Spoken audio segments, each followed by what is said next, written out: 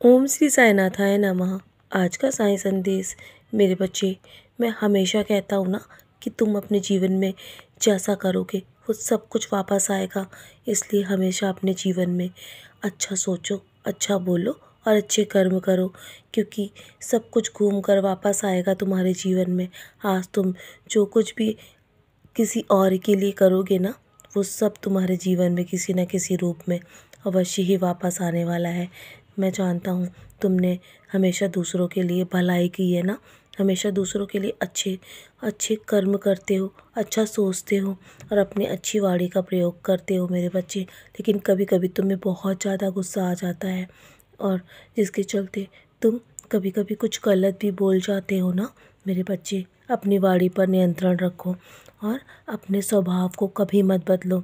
किसी किसी ने तुम्हारा मन आहत भी कर दिया हो ना, तब भी अपने आप को शांत रखने की कोशिश करो। मेरा नाम जाप करो जब भी तुम्हें गुस्सा आए।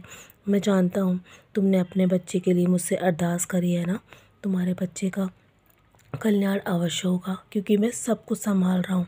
तुम्हारे बच्चों को भी तुम्हारे बच्चों को भी अच्छा भविष्य देने की तैयारी मैंने कर रखी है। तुम्हारे बच्चे की सेहत भी हमेशा अच्छी रहेगी, उन्हें तकलीफ़ों का सामना नहीं करना होगा मेरे बच्चे। जीवन में जैसा भी हो रहा है ना अभी, उसका तुम डट के सामना करो। बस जीवन में हमेशा शुक्राना करना सीखो। मैं इतना दूंगा कि तुम तुम संभालते संभालते थक जाओगे।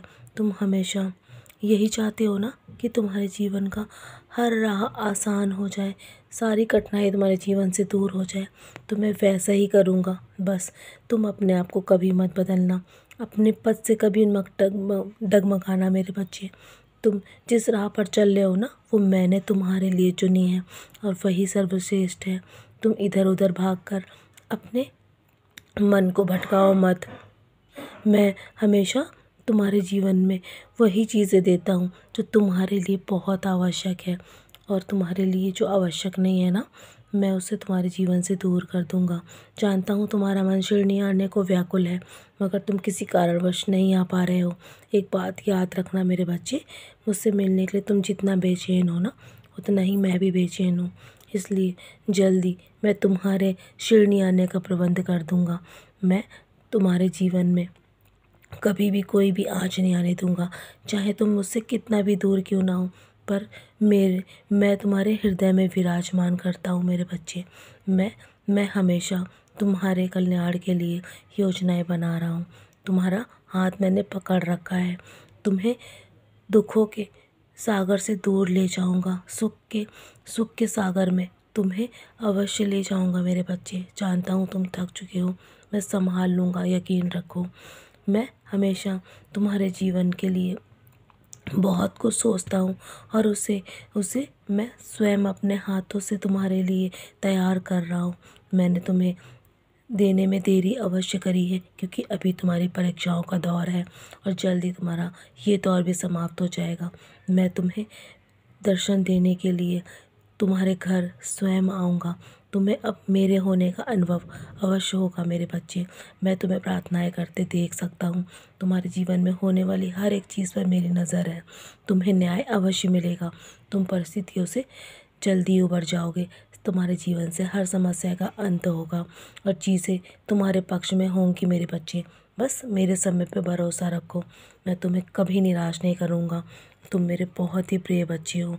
सब कुछ मुझ पे छोड़ दो और मेरी लीलाओं का अनुभव करने के लिए तैयार हो जाओ। मैं तुम्हें कभी भी किसी की नज़रों में गलत नहीं होने दूंगा। तुम मेरे बच्चे हो ना, तो बस अपनी परिस्थितियों को कभी भी दोष मत दो और निराश मत हो। तुम बस इंतज़ार करो, मेरे कहे हुए शब्दों पर भरोसा करो, और जो कुछ भी होता है ना, उसके पीछे कारण अवश्य होता है। तो चलो, अब बहुत बहुत देर हो गई है ना, अब तुम अपने आज के दिन की शुरुआत करो। जानता हूँ थक चुके हो, मैं तुम्हें संभाल लूँगा, यकीन रखो। सब कुछ मेरे चरणों पर छोड़ दो, मैं सब संभाल रहा हूँ। आज के दिन की खुशी खुशी शुरुआत करो। मेरा आशीर्वाद हर पल तुम्हारे साथ है। सदा खुश रहो मेरे प्यारे बच्चे, यूँ ही मुस्कुराते रहो।